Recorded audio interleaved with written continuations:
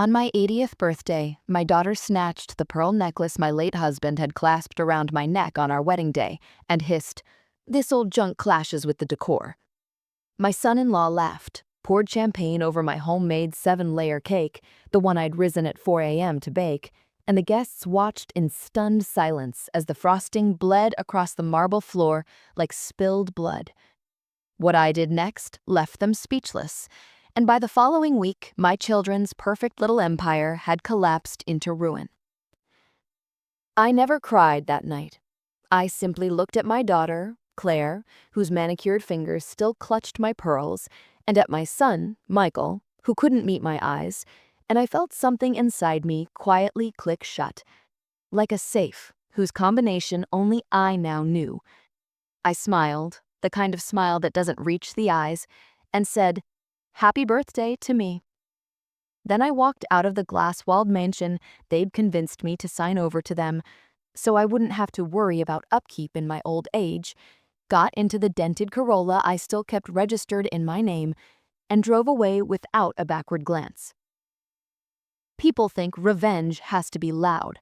Mine was silent, surgical, and deliciously legal. You see, I'm old, not stupid. While they were busy redecorating their house with imported Italian tile and throwing parties for people who called me sweetie in that condescending tone, I had been busy too. Every document they'd sweet-talked me into signing had been reviewed by the sharpest estate attorney in the county, one I paid in cash from the account they didn't know existed. Every gift of property had been structured as a revocable trust with me as sole trustee. Every dime they'd siphoned from my pension for taxes and maintenance had been meticulously tracked. The morning after my birthday, while Claire was still scrubbing champagne out of her designer rug, my attorney filed the papers. By noon, the locks on the mansion had been changed by a company I owned. By 3 p.m., the utilities were transferred back to my name alone. By sunset, a discreet but unmistakable "For Sale by Owner" sign went up on the manicured lawn, priced 30% below market to guarantee a bidding war. The phone calls began at dawn the next day. "Mom, what is this nonsense?" Claire's voice cracked like ice on a puddle. "Mom, people are coming to view the house today." Michael sounded like a child who'd lost his toy. "Mom, the country club membership. You can't cancel that. We have the charity gala next month." I let every call go to voicemail. I was at the spa, getting the first professional massage of my life. The therapist kept saying, "Your shoulders are carrying 50 years of tension." I almost laughed out loud. They showed up at my tiny apartment. Yes, the one they'd called a sad little box when they moved me out of the family home. Claire was in tears, designer mascara running. Michael was red-faced, clutching printouts of the trust documents like they were written in ancient Greek. "You can't do this," Claire sobbed. "This is our home. The children grew up here." I poured myself tea from a china cup I'd bought in Paris the week before, first class, no expense spared, and looked at them calmly. "You threw my cake on the floor.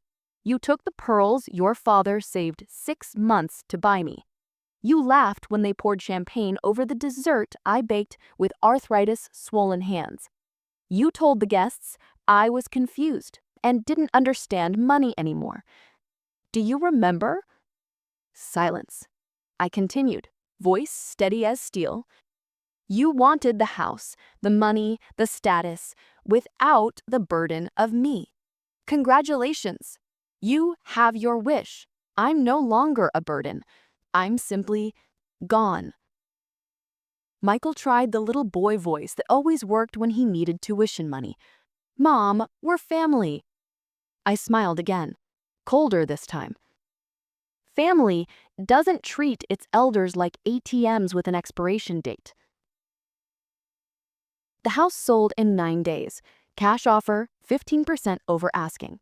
A lovely couple, both doctors, newly married, planning to fill it with children and dogs. They even asked if they could keep the magnolia tree I'd planted the year Claire was born. I told them, of course, some things should stay.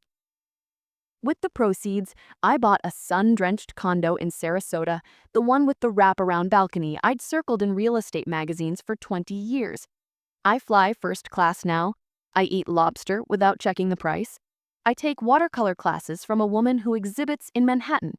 And my paintings, bold, vibrant things full of color I was never allowed to wear, are starting to sell. Last I heard, Claire and her husband are renting a 2-bedroom an hour outside the city because the schools are just as good.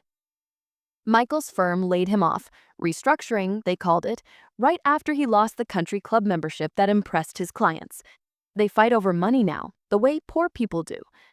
Sometimes, when the Gulf is particularly blue, I take out the new pearl necklace I bought myself. South Sea, flawless, twice the size of the old one, and I smile at the horizon. They thought they threw away an old woman. They didn't realize they'd freed her. And freedom, my dears, tastes sweeter than any 7-layer cake ever could.